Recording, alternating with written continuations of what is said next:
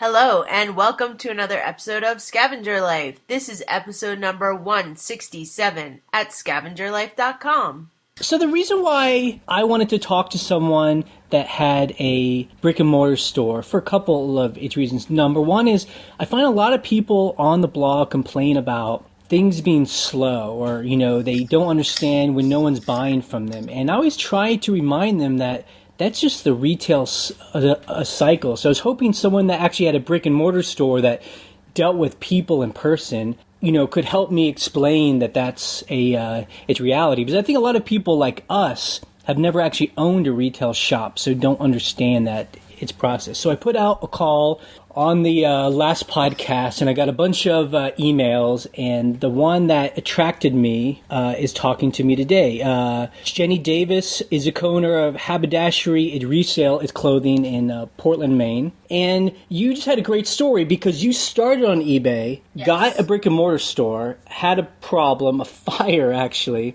but then you actually opened up another store. So obviously you've been getting something out of it, but now you're also doing eBay as well. That's kind of teeing it all up. Maybe you could just kind of back us into the story of starting on eBay and getting the brick and mortar store. Well, obviously started on eBay, was doing well with that, took the profits and decided to open a brick and mortar, had the fire. You decided, you know what?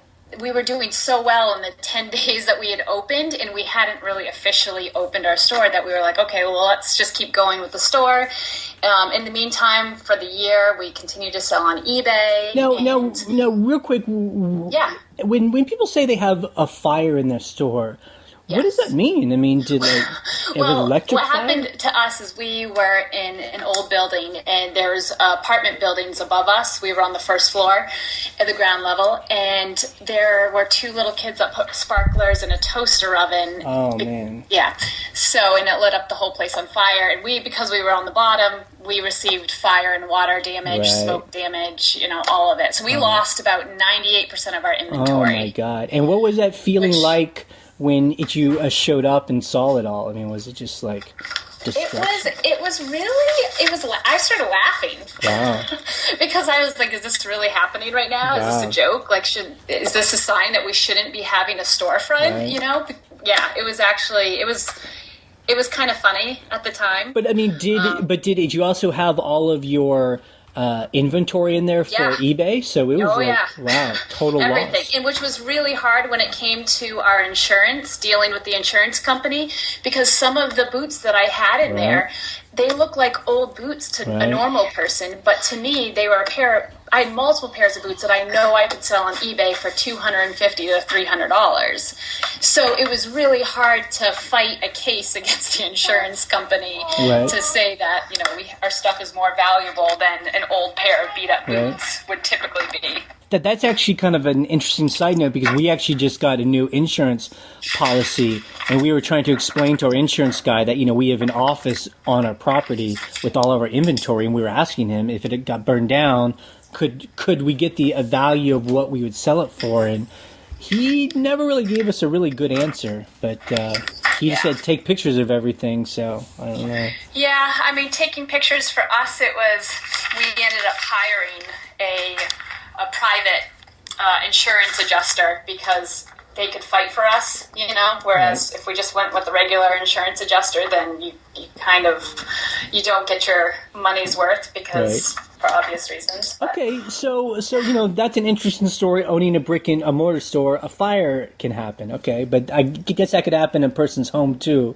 with your eBay stuff. So because you started with an eBay store and were doing well, what prompted you to want to have a store, like an actual physical location? Both my business partner and I had at the time very small children, right? And I just wanted to get out. I wanted my own thing. I didn't want to. I left. I used to work for a marketing company, and I couldn't afford to go back to work because everything I would make would be going towards daycare, and I didn't want to do that either. So but once I was in it, having a child, I really needed a mental break from that, and I wanted to use my head. I wanted to be successful. I wanted to have the freedom, and so that's why I decided to, let's have a storefront, and then I can actually go to work, and I can be doing something that's mine and that I love to do, make some money. And, that's what really drove having a brick and mortar. I mean, had you ever had a retail store or retail experience? No, I had always worked in the restaurant industry, and I actually don't even like clothes that much. I'm not really into. That's probably why it works for me, because I don't have any personal attachment to these things. Okay, yeah. I mean, I can understand that. I mean, trust me, I dress like a bum, but I know my clothing very well, so exactly. I don't think that's I don't think that's too much of a weird thing. So But no, I had never had a store. I don't consider myself a dumb person by any means, so I figured, if other people can do this, I can figure it out too. So we met with the Small Business Association and started figuring out, well, how do I get a tax ID number? How do I get a reseller's license? How do I do these things? And we just took it step by step and knocked down our to-do list, and before you know it, we just did it. And so the fire happens. You get some kind of insurance out of it, and then how long it's before opening up another store? Well, we were waiting to reopen in that location, and it was just taking so long for the building to get fixed that we decided, you know what, let's just find a new location altogether. So it was just over, our fire happened in May. We opened September of last year, so it was about a year and a few months. But we had to buy all new inventory, and to have to replenish that amount of inventory is a lot of work. Yeah. It's not like I can just go to a wholesaler and be like, hey, give me inventory. You've got to go out and select. I mean, we went to tag sales, we went to, bins, we put ads on Craigslist, we went, to people's homes, and it was a lot of work to get all that inventory back. Now, are you mainly focusing on clothes, or like housewares, or? Well, for our store, it is men's and women's clothing, boots, shoes, accessories. Right. eBay, I'll sell anything I can make money off of. Right. So our eBay store looks a little funny at times because we have some I started laughing so hard with listening to one of your podcasts when you talked about the amputee listings. Yep. Because I legitimately have amputee listings, and that was before I heard your podcast. So it made me laugh hysterically that somebody else out there is on the same page that what am I going to do with a single boot? Exactly. So, I mean, hey, people with one foot have to wear shoes, so they could, why not? Yeah, exactly. Well, and we've sold all of our amputee listings except for like one. Wow. So this is my question then. So you have now a physical store. And what do you like about it? I know you're in Portland, and Portland's a pretty hip place. I like Portland a lot. Tell me, how come it's fun to have a store, if it is? It's fun to be able to meet people. It's fun being part of the city and having the city has such life, and people love thrift around here. People love going out thrifting and for the hunt, to find that piece that's going to add to their collection. It's not just about buying cheap clothing. It's more than that. People, would rather shop at our kind of a store than go to the mall. For me, it's definitely about meeting people. Really what it comes down to, I really wouldn't have a brick and mortar if I had to choose between a store and an eBay store. But for me, I get access to inventory from having a brick and mortar that I wouldn't otherwise have. Okay, I want to break this down because I think this is an interesting business model and why having a brick and mortar might actually make sense. So you actually buy clothes and shoes from people that bring it in. So you have like hip girls come in, they're kind of tired of their clothes, and they're like, buy them from me. Now, is it cash, or can they just trade it in for stuff in the store? So we do both. We will pay 30% for what we sell it for in the store in cash, or we'll give them 50% in store credit. Got it. So for us, we have people bringing us, everything and anything, whether it's in the old vintage item. We tell people to bring in anything. It doesn't mean we're going to take it, but bring in anything. Even if you think it's hideous, bring it in. Yep. So I have had people that people of their loved ones have passed on, and they're cleaning out an estate, and they have a bunch of vintage coats, and they wanted to see if we'd be interested in them. Right. So they'll call me up, and I'll go over, and I'll buy as much as I want. Wow. So it's just a way for the public to be able to reach me and buy inventory that I wouldn't be able to come across otherwise. Just to clarify, if you guys buy it outright, it's not consignment, right? Correct. Okay, that's smart. Consignment to me is just too much of a headache. There's so much paperwork involved, and I don't really want to deal with people not coming to pick up their stuff after it hasn't sold. I just, and for me, I like to choose whether I want to sell it in my store or whether I want to sell it in eBay, because I get stuff in that I know I can sell on eBay for $200 or more, but I can't sell it in my store for $20. Right. And I have examples of that all of the time, because it's not the right market here in Portland. Doesn't mean there isn't a market for it somewhere else. Now, that's the other, so that is a positive where I could see having a physical store would be cool, is people are just bringing into your inventory. I like that idea.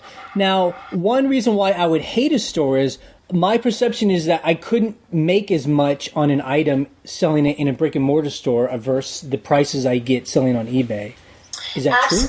It is true for the most part, but for me, there's a lot of inventory that when I'm out hunting, when I'm out shopping for inventory, that I come across that I can't sell on eBay, but I buy it so cheaply. I'm paying 10 cents for this item that I can sell it in my store for $10 or $15. So it's just it's buying stuff and putting it into the right hands. It's a brokering deal almost. Right. And so the other downside that I see of having a brick and mortar store is just having to be in a physical place at a certain time. I mean, have you guys worked some kind of a system out where the store is being covered? Yeah, definitely. The first year we were open, my business partner and I primarily worked all the shifts. Right. We hired out for the weekends because we didn't want to do weekends. And our intent was, well, when we're in the store during the slow time, we'll just sell on eBay. But it wasn't that easy, because people would come in to sell us stuff, and you're in the middle of a listing, and you get sidetracked, and I never really got much done on eBay. Right. So we kind of stopped selling on eBay we'd list a couple things, but we weren't really selling very much. But this summer, I started selling more and opened my eyes to what am I doing? Just because I'm working more hours in the store isn't bringing me more money. Right. I can hire this out, and I can still have the ability to get all this awesome inventory. I have the ability to, so that way it frees up my time, and I can turn around and my store is taken care of. I have a manager. I don't need to even go in there. And I'm spending all my time listing. So for me, it works out having the store and selling online. I don't know if I... No. I mean, so I just had a couple of follow-ups. Here's the other thing. Our store, it's just me and Orion. We do everything. We don't pay rent, except on our house, but we live here. So, our costs are so low, and that's one reason why our store can work. We aren't selling, 1,000 things a month, as we're selling at most 300, but normally 120 or something. Right. So how does that work owning a brick and mortar when you have employees and taxes and that kind of thing? Expenses are definitely greater having a brick and mortar, but for me, in my opinion, is if I'm able to pay my rent, I'm able to pay all of our taxes, I'm able to pay our employees, I'm able to pay for everything. My business partner and I are still taking a cut.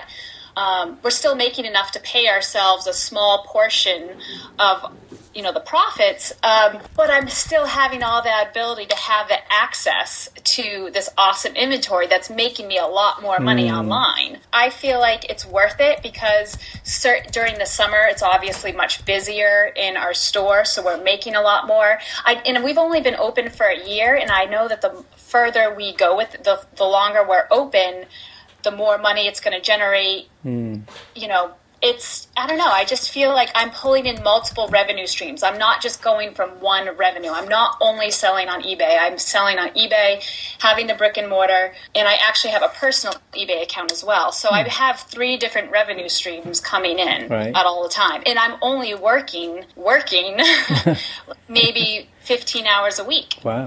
Now that the store is up and running, I have a manager. I don't have to worry about anything with the store. The only thing I do is do payroll, and I do some QuickBooks, and that's it. Like, it's so simple. Now, is your eBay store inside of a physical store? So if something sells on eBay, if you go to the rack and grab it and box it up? And we don't do it that way. I keep it separate, mainly because I don't want to sell something in my store and eBay on the same day and then realize that I don't have the item. So I keep all of the stuff on eBay, either at my house or at my business partner's house. We just ship it out from there. But I do have the ability. We tell people at our store that we check out our eBay store. So we have more specialized vintage items. We have a larger boot selection. If you want to buy anything, you can come pick it up in our store. And I have people all the time message me asking if they can do a local pickup because, we're right here in Portland and they live in Yarmouth or they live in wherever and they can just stop at the store. And I say, absolutely. Right. I do keep it separate, though. And so how much stuff are people bringing to you? I mean, like in a typical a month, like in the month of, it's November. I mean, how much stuff did you guys buy? Tons. We get so much stuff. I mean, like 3 carloads full? Like, I don't know. I mean, we probably, I'm trying to think. Just today, we have spent probably $400 on inventory. Today? Of just stuff that's, today. Wow. But it's also really great stuff. I mean, some of the stuff that was purchased today, we just got a pair of Christian Louboutin. Oh, my God. Ankle boots in, and we probably, I'll probably sell them for $200 to $300. Right. We probably only paid, I think we paid $30 for them. Oh, my God. So it's stuff like that I cannot get a hold of in a Goodwill, typically, that just what comes through my door. I mean, I've sold barber, like wax canvas bags, barber jackets, like stuff that's coming into my store that if I sold it in my store, I might be able to get $50 for it or $40 for it. But if I'm selling it on eBay, I'm getting much more than that. Right. I mean, is there also like you don't want to insult someone because you buy it so cheap, and then if they find out how much you sell it for, they get angry at you? Like, yes. Yeah. Yeah, exactly. And I have to be careful about that as well because we typically, like I said, pay 30% for what we sell it for in the store.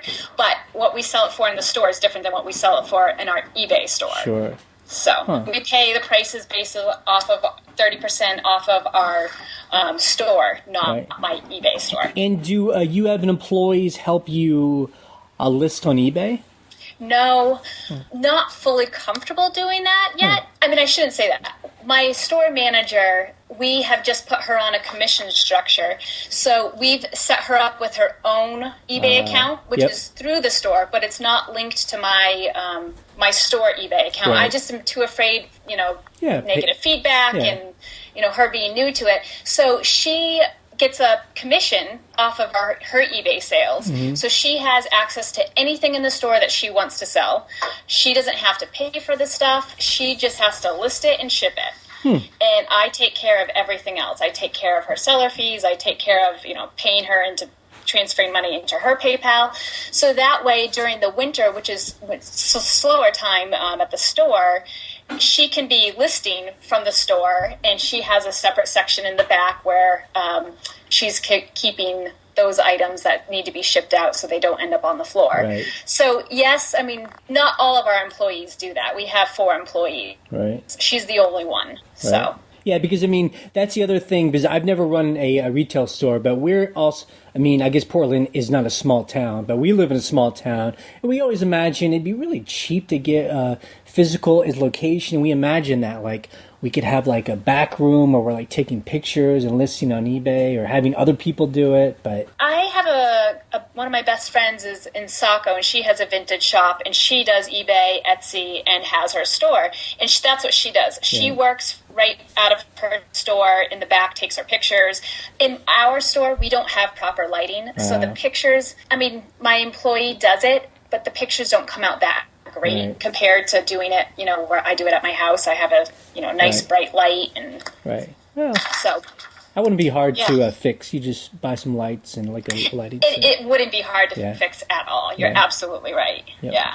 Okay, so this is all kind of leading up to, I want to help people learn that having a slow store doesn't mean something bad is happening.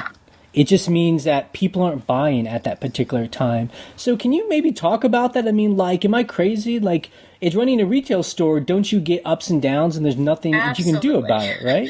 Yeah, there's a lot of things that are out of your control. I mean, being in Maine, when we have snowstorms, no one's going to come out and shop. I mean, there's nothing we can physically do about it. We can have the best inventory in our store, and it's not going to sell. Right. So there are clear cycles. I find that during the summertime, it is super busy. Yep. We have a lot of tourism. It's awesome, but it's all lower dollar values because it's tank tops and, sandals, and we're selling a lot, but we're not it's really about the same price as what we get for stuff, same profits that we're making during the fall when we're selling less items, but the items are more expensive. Right.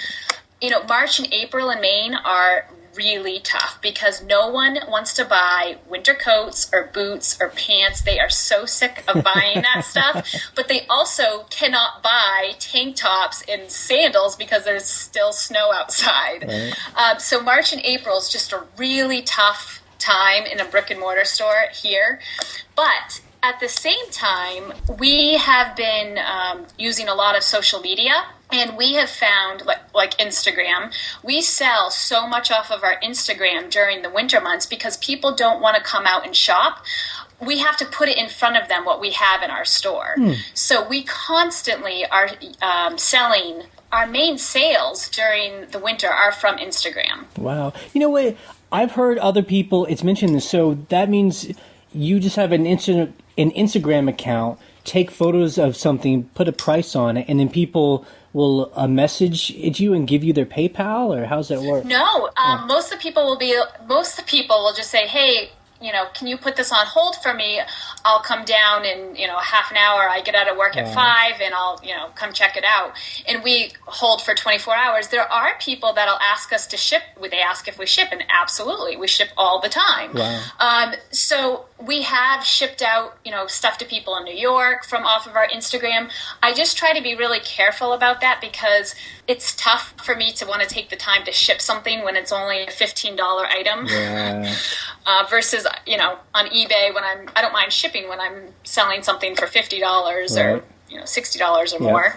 Definitely, it's slower, it has its cycles, but I try to create as much ways of generating sales as we can. And Instagram is huge. Huge. Now, I try, so when we're talking about slow times and busy times, I try and tell people the way that we handle our store is we try and get in the mindset of like a 12-month selling a season. So we just expect these slow months. So we're either saving some money, or during the slow months we're really focused on a listing, or we just kind of like take off. Like we're like, what? We'll just put our store. We'll tell people we'll ship in 4 weeks. They can buy stuff, but we don't really care, I mean, is that how you do it? It's with the brick and mortar store that it's months you just aren't going to make a lot of money? Yeah, definitely. And that's when we focus on selling online. And for me, it works out, for us, it works out really well because our slow time in the store, being the winter months, is our busy time on eBay. October, November, December, and January are rocking on eBay. But that helps make up for the slow times in the store, January. In our store, December, a lot of people are shopping, but people are buying more new gifts than secondhand items. TVs, Yeah, so, December is not necessarily a fantastic month for us in the store, but we definitely we kind of flip-flop. During the summer, we're really pretty busy in the store that we don't need to be selling stuff on eBay. And for me, my slow time on eBay is during the summer. Right. Just our type of inventory that I have access to is not summertime items. Right. And I mean, and that is interesting, you know, like we talked earlier before we started to record that both of us have these like crazy stores where we just sell everything. And, you know, like in the summertime, all of our winter stuff is in our store and some people buy that. But in a physical place, are you actually taking the winter stuff and hiding it somewhere and bringing it out? Definitely. Yeah, you do. Yeah. Okay. Oh, yeah. Yeah. Yeah. So we have to. We don't have a very large space. We have about 600 square feet, so it's not a very large store. Gotcha. And the other thing is about having employees. The one thing I always worry about, and I think it's probably more of a paranoia on my part, aren't you worried that, you know, if you hire these people, if you show them the business, especially the eBay side, aren't you afraid that they're going to be like, well, forget this. I'm going to go do it. It's myself. I don't need these people. That is something I think about. The girl who's managing my store, she is a friend of mine, and I kind of feel like if she comes to me in a year from now or 2 years from now and says, you know what, I just want to do this on my own, I'm okay with that because I want her to be successful. I want the best for her. So in my mind, I don't know. It doesn't really bother me too much. And there's a lot of people that sell on eBay. It's not like we're the only ones. So it's kind of like it's not like it's going to change anything that drastically for me. Right. But, you know, in the end, the people that are my employees, I want to care about them and I want the best for them. So if that's better for them, well, I understand. At this point in her life, I know that it's better for her to just take the 30% cut and not have to worry about buying the stuff, not having to be worried about being stuck with it, not having to worry about any of it. Right. It's just easy. She makes good money at it. So that's such a good answer. I like that answer. I mean, I guess when we first started this podcast, you know, I was really worried, like, why would we want to tell people about what we do and the things we sell? And, you know, every once in a while, I'm like, we're telling people everything. Like, but then Ryan always has to remind me, like, you know, most people, even if you tell them everything, they don't do it, you know, and that's the reality. Is there's a lot of people that I buy from. I get text messages all day long I have people that are out, you know, they're out thrifting, they're out at the bins, they're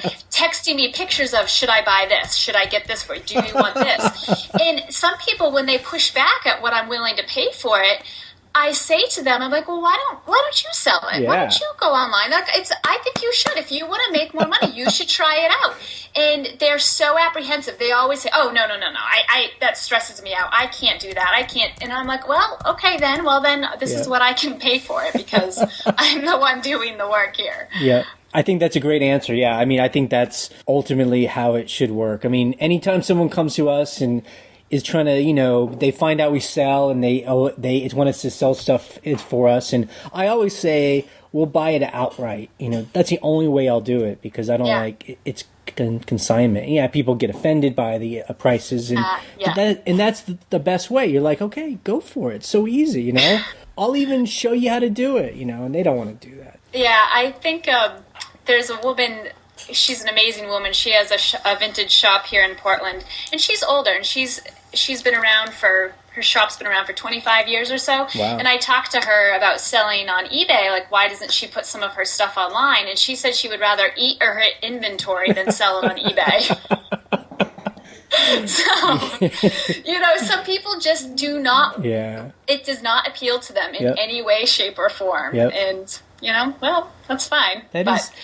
Now, because people are bringing you so much inventory, are you still going out to tag sales and auctions and that kind of stuff? I do go out to select places because I get it so much cheaper. Right. You know, I try to be respectful to people and I pay them the 30%. But when you're paying someone 30%, there's not that much room for profit, really. I mean, if you're selling something for $150 and you've only paid 30%, well, yeah, that's great. But if I'm selling something for $12 and I'm paying someone, you know, $3 or $4 for it, that's, you know, and everyone thinks their stuff is amazing, and it's not.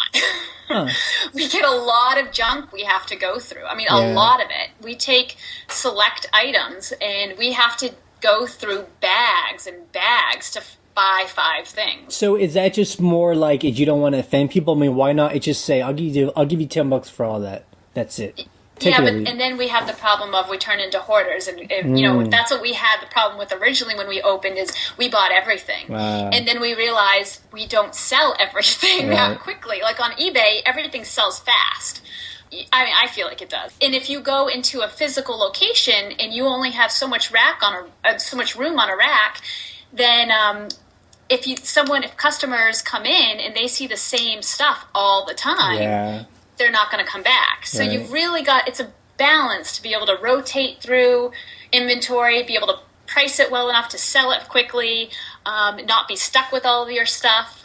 Yeah, so there's a lot of learning curves, but I mean, I feel like the other fun thing to have a brick and mortar store would be the ability to be part of like a larger group of people, you know, like you're connecting with people. If you know the other people on the block, you know, you're people are coming Definitely. in. I feel like especially in our small town, especially our small town is kind of dead because like a lot of American small towns got kind of emptied out by the Walmarts. It would be fun to do that. Well, Portland is awesome like that.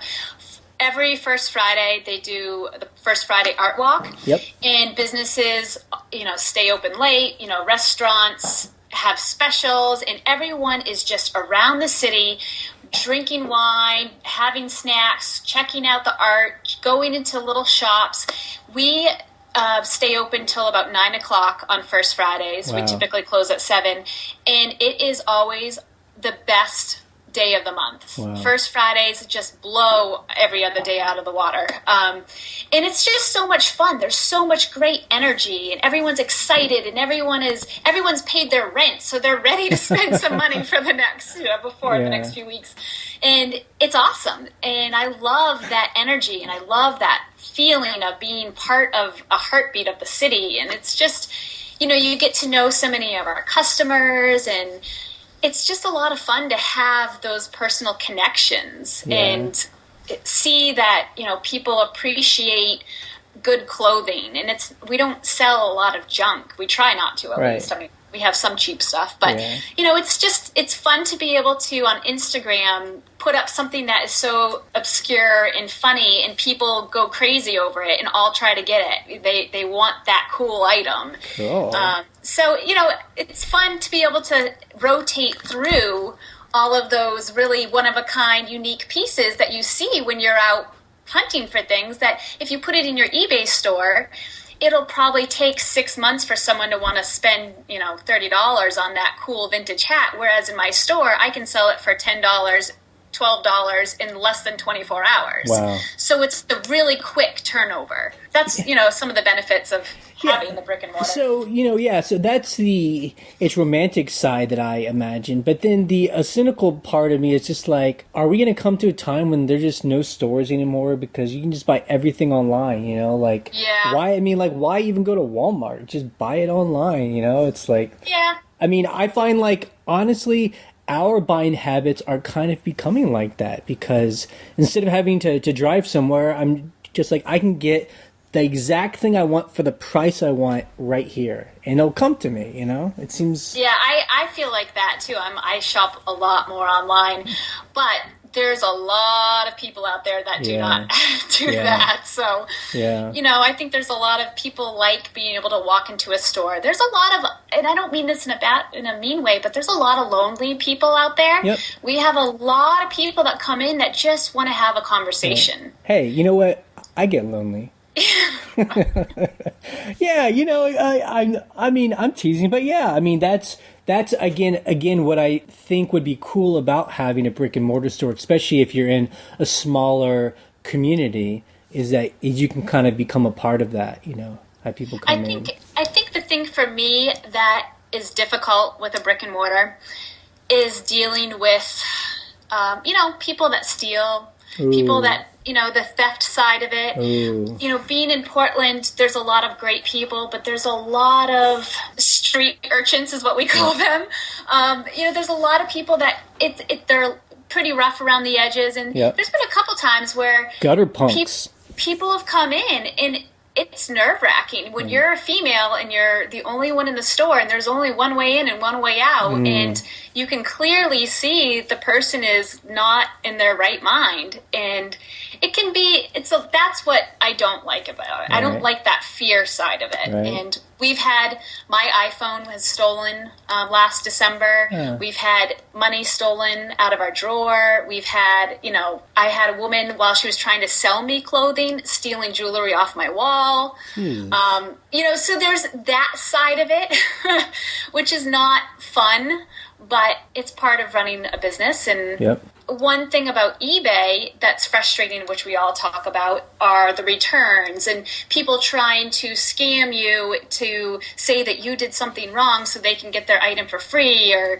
making up all these stories. But that's also the cost of doing business, and you're going to have those costs whether you have an eBay store or whether you have the brick and mortar store. It's the same kind of people doing the same kind of thing. Can we talk about that too? Do you have any sense of how much is stolen from you? I mean, is it like a constant, or have you tightened things up and it's less? We've definitely tightened things up.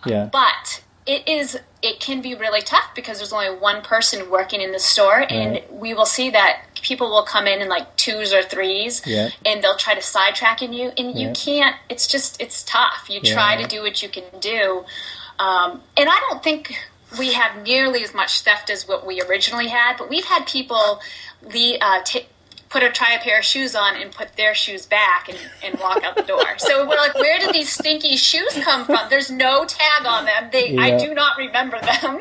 I would have thought I would remember buying a pair of Walmart, work boots. I'm pretty sure I didn't buy those. Now, I'm just wondering, it's your experience, we're talking about the kind of rough people that come in.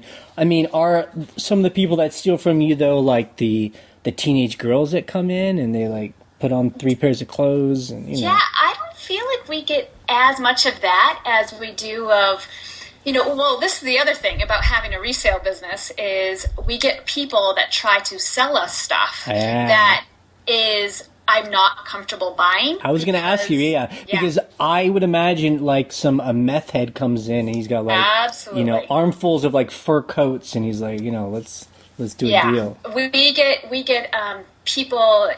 It's pretty clearly obvious usually because they'll come in with trash bags of clothing and they'll all have Goodwill tags on them, and a lot of it is all clothing that's been donated to the homeless shelter. And they come and they bring their stuff and they try to get money for it. Right. So then we'll have someone that'll come in and say, I just need $5. I just need $5. Can you please buy this? And it's like, well, I'm not your personal bank account, and I have to tell them that. Like, I'm sorry, I don't want this is the best sweater ever. Blah, blah, blah, blah.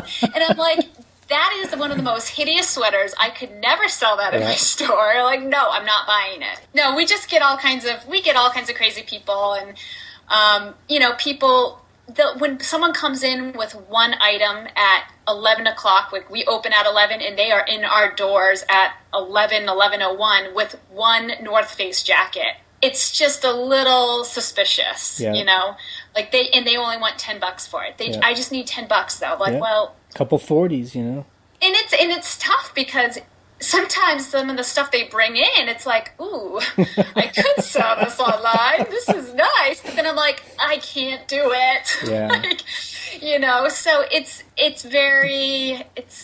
tough. Yeah. Sometimes. I mean, it's interesting because it's not that far off from having an eBay store, like we have new people who will email us and they'll ask us questions about dealing with people, and they say they feel bad turning down offers, and they take it all too personally. And I feel like probably having a store too, sometimes you just have to learn to be kind of tough.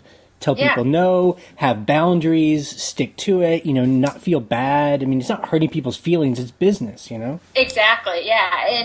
And just being, you have to be forthright with people, and especially people that are a little more rough around the edges. You've really got to stand your ground. And, having an eBay store, to me, it's just so much easier on so many levels like that.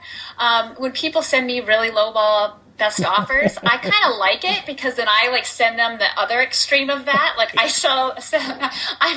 counter offer with like the highest counter offer that I love that. Yes. It's just something about it. It makes me laugh. Right. I think it's funny. Yeah. Like, I have something up for $100. They offer me $5. I counter at $99. Like, yes. I can play this game. Let's go for it. It's like, exactly. I had someone just counter offer, offer a bag that I have listed for $15, and I just started laughing, and I sent him a counter offer at $200, and I don't let it bother me. It's not a big deal. Cool. So here we are. You have both things going at the same time, your eBay store and your brick and mortar. I mean, what's the long range plan for you? Is there one? Right now, I just keep trying to look at how can I increase my sales? How can I generate more revenue? And I don't have the physical amount of time to do all the listings I want to do. And really trying to teach my store manager how to sell more and sell better on eBay, is I kind of testing this out. It's kind of like how you guys do your tests, your experiments. This is kind of my experiment to see how much money can I make off of her with me not having to do anything. Yep. And if it works, well, then maybe I'll find someone else that could do the same thing, that's in the same position as her, that it just wants the easy way of working. I don't know. So I'm not really sure. I'm going to continue with the store. I'll probably give the store another year and see how revenue and profits are before we make any other decisions. But the store is fun. And if the store can run itself and take care of itself, well, I don't see the point in closing it by any means. If it's making me money, might be a little bit of money, but it's making me money, and I'm not having to really spend much time, well, I'll just continue doing what I'm doing. But the main thing for me is getting as many revenue streams as I possibly can, and not working harder, but working smarter. Yeah, I see. I like that. And that's what we're trying to do too. And that's why we always encourage ourselves and other people is to find the higher dollar items to sell, or learn to charge more for the stuff that you have. A lot of people have good stuff, but they don't feel confident enough to charge more. Yeah, and for me, I want to make a life, not a living. Yes. It's just there's a balance for it all. And for me, I have a freedom with being able to sell online. And I have this brick and mortar, but because I spent a year, got it up and running, I don't really do much for it. Like I've taught my store manager how to make it work. And for me, I have so much freedom. I work from home, and I get to do laundry, and I get to have dinner ready at night, and I get to pick up my daughter from school, and I get to go to ballet, and I get to do all these things. And I wonder sometimes, how am I so fortunate? Like, how did I get so lucky? And it's all about, making the decisions I've made and realizing that when I was in my storefront, that I could work 50 hours a week there, but it's not going to bring me more money. Right. It's the amount of sales that I have are not going to change whether I spend 50 hours there or 10 hours there. The same sales are going to occur.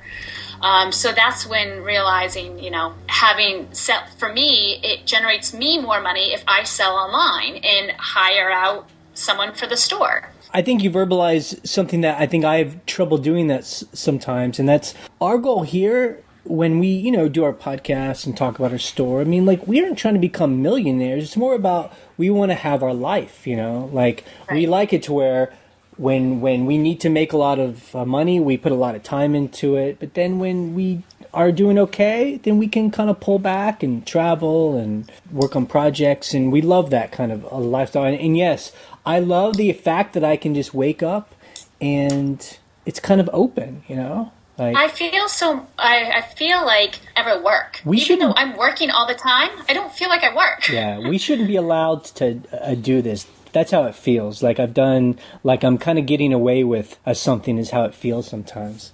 Yeah, exactly. Like I feel like, is this too good to be true right now? Yeah. But it's not. I mean, I think when depending on your perception of money and a good friend of mine, her name is Kate Northrup. She teaches, she's written a book called Money, Your Love Story. And her whole thing is money is just a stand-in for what you value. Right. So you put your money towards things that you value. And for me, I don't really value cable TV. But I do value Apple TV, and it's $7.99 for me to have Netflix, So, it just depends on what it is that you value, and having that relationship and trying to figure out, well, you know what, I don't need to be a millionaire. I just want to have time, and what is time, and what is time for me? What is time for you? It's all different. Yeah, that's the great thing about eBay. It affords you time. And then, again, I don't know if you want to talk about this, but I always find it interesting. So I think you're married, right? Yes. You have a husband? Yep. How does he feel about all this stuff that you're doing? He started it. Really? He's the one that's selling on eBay first, and then he still sells on eBay. He actually has more in sales than I do, I feel like. And it drives me crazy because he has a full-time job. Wait, so he has a full-time job and sells on eBay full-time? Oh, yeah. He doesn't sell on eBay full-time. Right. He sells... we do our weekends, or he'll take pictures, and he actually is the classic person for buying stuff on eBay and turning around and reselling it for more, because he has his few select things he always looks for. People do listings poorly. He sends someone a best offer. They accept it. Wow. And then he'll turn around, take better photos, and sells it for double or triple what he what he bought it for. And then he also loves to build, so he'll buy a lot of old apothecaries during the summer and fix them up, and then he turns around and sells them for thousands on eBay. Wow. So he's into furniture. He just loves, he's into the mid-century modern. He's into rugs. He's into blankets. So he gets into he looks for what he's in love with and sells it online. I love that. And I mean, I don't want to make this about him, but I've always it's wondered about people who have a full-time job but seem to be really good at selling on eBay. I mean, why doesn't he become like us two? Like, why doesn't he just quit his job so he can just wake up and do anything he wants? Well, for us, we have 2 kids, so we have great insurance through his work. Yep. And really, he has a great job. So for him, there's no point in leaving. But I will say, I've said to him all the time, it's so rewarding. It feels so good to know that if something ever happened to your job, it's not like we're just out on hard times. Right. He can still have a revenue stream, and he knows how to sell on eBay, and he could do really, really well if he wanted to. Yeah.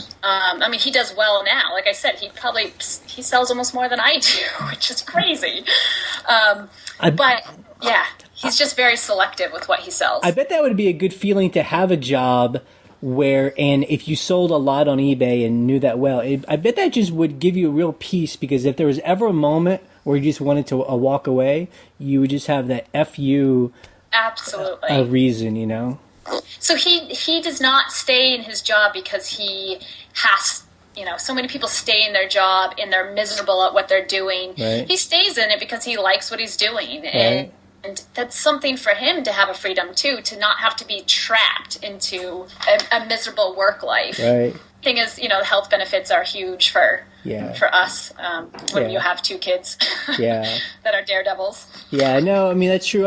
I think it's for us, and we've talked about it, it's before the Affordable Care Act. Regardless of how people feel about it one way or the other, it was a big life changer. It's for us because it was the first time we could actually afford decent health care. So, it's before that. Yeah, it was kind of tough to run our own eBay store because, having health insurance, it was a tough one. So, my close friend that I mentioned who has a vintage shop here in Saco, and she sells on eBay and Etsy, she's currently just changed her living situation and was a little nervous about taking on all this extra expense. And I said to her, I was like, you realize you can make as much money as you want. You know everything that you need to know to sell. All you have to do is just sell more. Yep. And she's like, you know what? You're right. I can do this. You can do anything you want when you have an online, international online market. So I think there's there's a lot to be said with having an eBay store, and there are a lot of frustrating points like we've talked about. As frustrating as it is, it's just the cost of doing business, and you realize that when you have a brick and mortar that it's not always smooth sailing. Right. It's not all easy, and there's a lot of great benefits for it, but it's not all just, cotton candy. Yeah, exactly. Cool. Well, thanks so much for talking to us today. I think that was, hopefully people that, hear this, if they've never run retail, hopefully this kind of story will help them understand, shit happens, things are slow, things are good, this is just the way it is. And just when you run a business, you just have to muscle through it, Definitely. You do. Cool. All right. Well, thank you for having me, and it was great to be able to talk to you. Yeah. And I love listening to your podcast, so it's fun. Cool. All right, Jenny. Thanks for talking to us. Have a good day. All right. Bye. Bye.